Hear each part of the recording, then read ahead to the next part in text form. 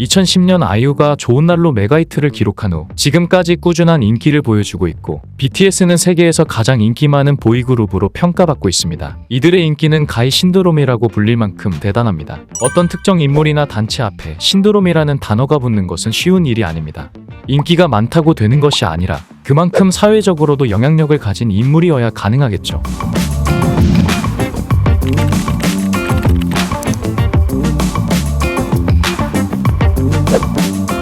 요즘 대중음악계에 이런 신드롬을 불러일으킨 가수가 탄생했습니다. 바로 2020년 TV조선에서 방영된 내일은 미스터트롯의 우승자 임영웅입니다.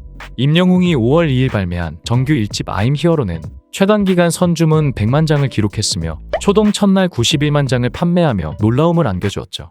이는 솔로 가수 신기록입니다. 더욱 놀라운 것은 해외 팬덤 없이 국내 팬들만으로 이루어낸 기록이라는 것입니다. 해외 K-팝 팬들 사이에서는 임영웅이 컴백한다는 소식이 전해지자 많은 그룹들이 일찍 컴백을 한 이유가 있다. 기다릴 수 있어. 제발 5월 이후로 컴백을 미뤄줘. 라는 글이 SNS에 올라오기도 했습니다.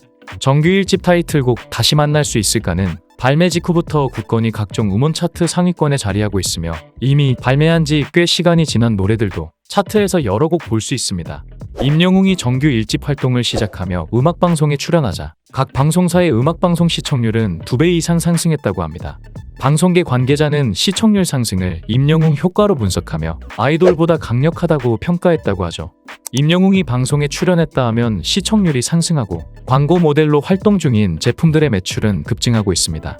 그리고 이러한 인기는 임영웅의 몸값 상승으로 이어지고 있습니다. 방송계에 따르면 업계 최고 수준인 유재석의 방송 출연료는 회당 1,000만 원에서 최대 2,500만 원 수준입니다. 임영웅의 방송 출연료는 측정이 불가하다고 하는데요. 광고계 관계자는 섭외할 수만 있다면 유재석 이상의 출연료를 줘도 아깝지 않다고 밝히기도 했습니다. 임영웅은 자동차, 화장품, 가전 등 다양한 제품의 광고 모델로 활약했는데, 임영웅이 처음으로 광고를 찍으며 인연을 맺은 쌍용 자동차의 지포 렉스턴 화이트 에디션은 판매량이 60% 이상 증가했고, 의류 브랜드 웰메이드 광고에서 착용한 셔츠는 판매량이 510% 상승했습니다.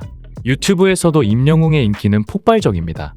어느 60대 노부부 이야기, 별빛 같은 나의 사랑아, 어느 날 문득 등 1,000만 뷰를 넘어선 영상이 40여 개이며 2021년에는 국내 유튜브 조회수 6억 3,900만으로 3위를 기록하기도 했습니다. 1991년생인 임영웅은 2016년 디지털 싱글 미워요로 데뷔했습니다. 그의 성공은 2020년 미스터트롯에 출연하며 시작됐습니다. 실용음악과에서 팝을 전공했다는 임영웅은 그래서인지 트로트 외에도 발라드, 팝, 재즈 등 다양한 장르를 소화할 수 있는 실력을 가졌습니다. 이런 실력을 가질 수 있었던 건 하루에 10시간을 훌쩍 넘길 만큼 지독한 연습 덕분이라고 할 수 있습니다.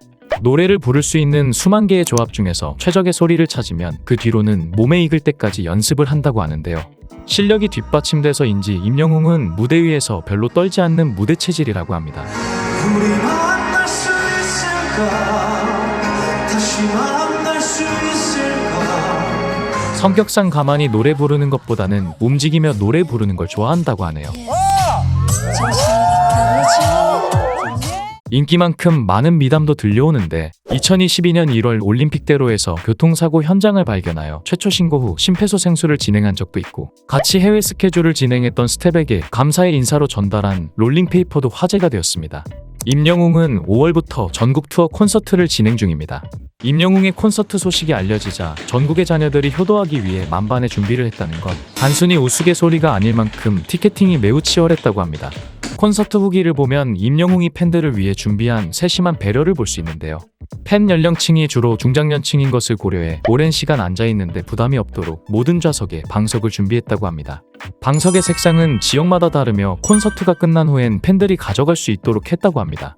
또한 일반적으로 스탠딩 좌석이 있는 공연장은 돌출 무대가 성인 남성의 키 정도인데, 임영웅의 콘서트는 스탠딩 좌석이 없는 것을 고려해 성인 여성의 허리 높이 정도로 돌출 무대를 설계했다고 하네요. 5월 20일에서 22일까지 창원 특례시에서 임영웅의 콘서트가 열렸는데, 콘서트장 옆의 쇼핑몰은 코로나 때문에 영업이 잘 안 되고 있었다고 합니다. 임영웅의 콘서트로 해당 쇼핑몰에 몰린 팬들이 콘서트 전후로 이곳에서 식사를 하면서 재료가 소진되어 빨리 문을 닫아야 했던 가게들도 있었고, 편의점에서는 한 달치 물류가 소진됐다고 하죠. 임영웅이 가진 파워가 얼마나 대단한지 단적으로 알 수 있는 사례입니다. 임영웅의 인기가 높아질수록 팬클럽 영웅시대도 선한 영향력을 펼치고 있습니다. 2020년에는 집중호우로 피해를 입은 수재민들을 위해 8억이 넘는 돈을 기부해 화제가 되기도 했죠. 임영웅의 팬들은 중장년층 여성이 많다 보니 젊은 세대의 팬 문화에 익숙하지 않은 분들도 많다고 합니다. 그래서 홍대에는 영웅이를 위한 참된 덕후 교실과 같이 팬들끼리 서로 정보를 주고받으며 알찬 덕질을 할 수 있는 공간도 마련되어 있다고 하네요. 여러모로 새롭게 볼 수 있는 팬덤 문화입니다. 인기가 많아서일까요? 이해할 수 없는 일도 벌어지곤 하는데요. 최근 임영웅은 뮤직뱅크에서 걸그룹 르세라핌과 1위 후보였지만 임영웅이 방송 점수에서 0점을 받으며 1위를 하지 못하였습니다. 임영웅은 르세라핌과 같은 날에 신곡을 발매했고 음반이나 음원 점수에서 르세라핌을 훨씬 압도했습니다. 그렇기에 뮤직뱅크의 순위는 임영웅의 팬덤뿐 아니라 일반 대중들 사이에서도 납득할 수 없다는 의견이 지배적이었죠. 결국 이 일은 사이버범죄수사팀의 사건 배정되어 내사에 착수한 상태입니다. 프로듀스 101이 순위 조작 사태로 시끄러웠던 일이 얼마 되지 않은 만큼 뮤직뱅크 논란도 빨리 해명이 되어야 할 것입니다. 이처럼 임영웅은 한국 대중음악 시장에서 새로운 역사를 쓰며 하나의 문화 현상으로 자리 잡고 있습니다. 임영웅이라는 가수의 탄생은 무엇보다도 세대 통합을 이뤄냈다는 것에서 가장 큰 의미가 있습니다. 실제로 임영웅을 좋아하면서 삶의 의미를 되찾았다는 중장년 여성들이 있고 그런 부모님을 보면서 부모님의 마음을 이해하게 되었다는 자녀들도 많이 있습니다. 임영웅 신드롬은 이제 시작입니다. 임영웅이 대중음악계에서 얼마나 역사적인 가수로 성장하게 될지 앞으로가 더욱 기대됩니다. What we do here is go back.